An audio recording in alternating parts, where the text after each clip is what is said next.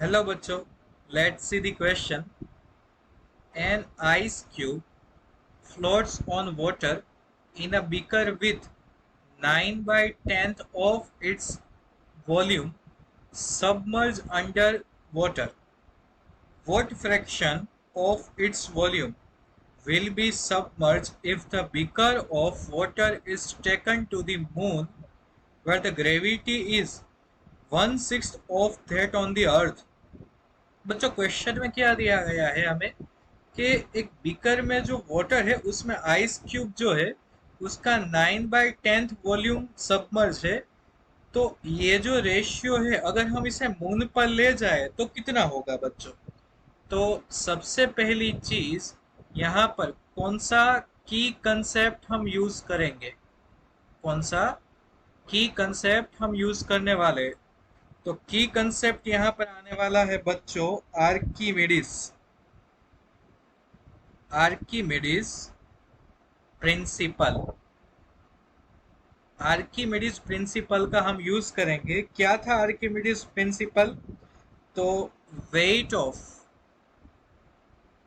Wait of floating object weight of floating object is equal to weight of fluid displaced weight of fluid displaced। अब बच्चों इस concept का हम use करेंगे। अगर वेट जो है वो सेम रहता है बच्चों तो हमें पता होना चाहिए कि सेम कंसेप्ट यहां पर यूज होगा। Mass of floating object mass of floating object is equal to mass of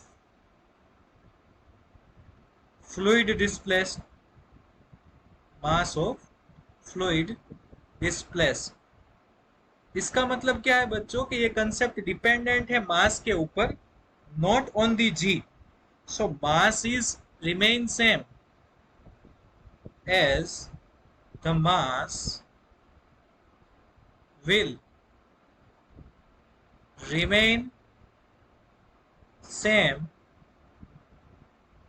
in both moon and earth. The fraction of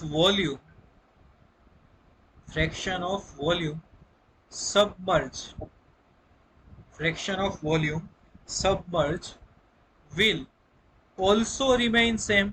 तो ये जो फ्रैक्शन है बच्चों ये भी सेम ही रहेगा बिकॉज मास सेम है, तो ये जो रेशियो है ये भी सेम रहने वाला है। सो करेक्ट आंसर कौन सा आएगा बच्चों? तो करेक्ट आंसर जो पहले था वही 9/10। So बच्चों our key concept will lead us to the correct answer and correct answer is option A 9/10।